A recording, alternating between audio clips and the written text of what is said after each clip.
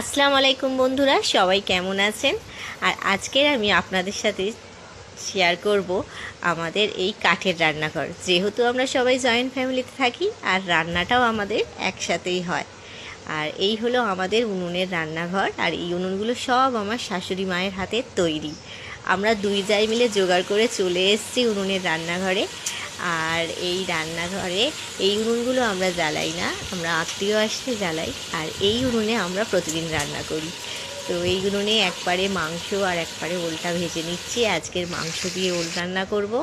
আর এই হলো মাংস ওলের তরকারি। আর সঙ্গে রান্না করেছি কিছু জিনিস, সেটা হচ্ছে ভাত, আর তার সাথে রয়েছে একটা সবজির তরকারিও করেছি, সেটা হলো ঝিঙে আলু দিয়ে সবজি।